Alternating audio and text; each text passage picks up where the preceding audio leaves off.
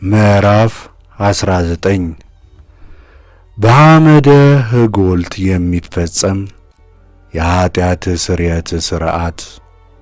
እግዚአብሔርም ሙሴንና አሮንን እንዲህ ብሎ ተናገራቸው። እግዚአብሔር ያዘዘው የሕጉ ትእዛዝ ይህ ነው። መልካሚቱን ነውርም የሌለባትን ቀንበርም ያልተጫነባትን ቀይ ጊደር ያመጡልህ ዘንድ ለእስራኤል ልጆች ንገራቸው።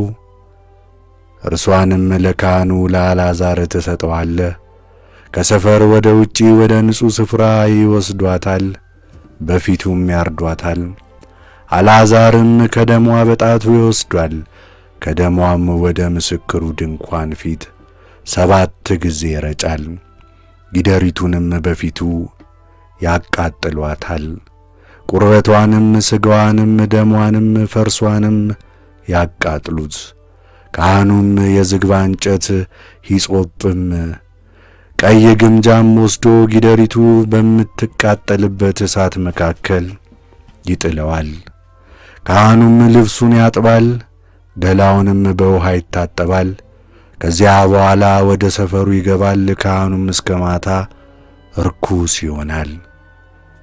ያቃጠላትም ሰው ልብሱን በውሃ ያጥባል፣ ገላውንም በውሃ ይታጠባል፣ እስከ ማታም ድረስ ርኩስ ይሆናል። ንጹሕም ሰው የጊደሪቱን አመድ ያከማቻል፣ ከሰፈሩም ውጪ በንጹሕ ስፍራ ያኖረዋል።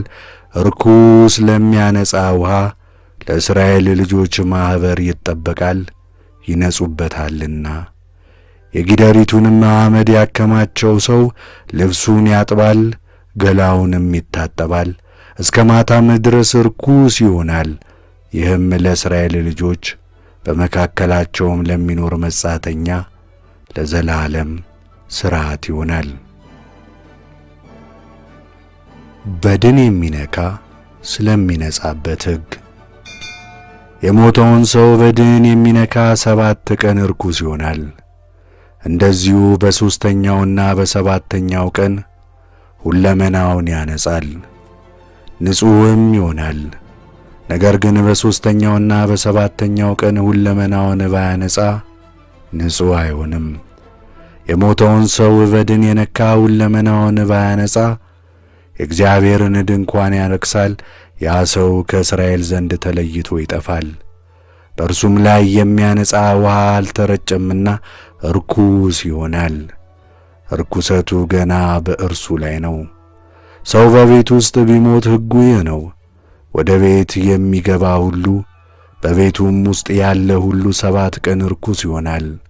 መክደኛው ያልታሰረ የተከፈተ ዕቃ ሁሉ ርኩስ ነው። በሜዳም የተገደለውን ወይም የሞተውን በድን ወይም የሰውን አጥንት ወይም መቃብር የሚነካ 7 ቀን ርኩስ ይሆናል። ለአንጽኦ እንድትሆን የተቃጠለችው ጊደር አመድ ለርኩሱ ይወስዱለታል፣ በዕቃውም ውስጥ የምንጭ ውሃ ይቀላቅሉበታል። ንጹሕም ሰው ሂሶጱን ወስዶ በውሃው ውስጥ ያጠልቀዋል። በቤቱም በዕቃውም ሁሉ በዚያ ባሉ ሰዎች ላይ አጥንቱም ወይም የተገደለውን ወይም የሞተውን ወይም መቃብሩን በነካ ላይ ይረጨዋል። ንጹሑም በሦስተኛው ቀን በሰባተኛው ቀን በርኩሱ ላይ ይረጨዋል። በሰባተኛውም ቀን ይነጻል። እርሱም ልብሱን ያጥባል፣ ገላውንም በውሃ ይታጠባል፣ እስከ ማታም ርኩስ ነው። ሰውም ርኩስ ቢሆን ሁለመናውንም ባያነጻ ያ ሰው የእግዚአብሔር መቅደስ አርክሷልና ከማኅበሩ መካከል ተለይቶ ይጠፋል።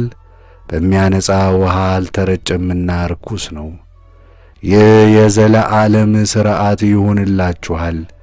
የሚያነጻውን ውሃ የሚረጭ ሰው ልብሱን ያጥባል።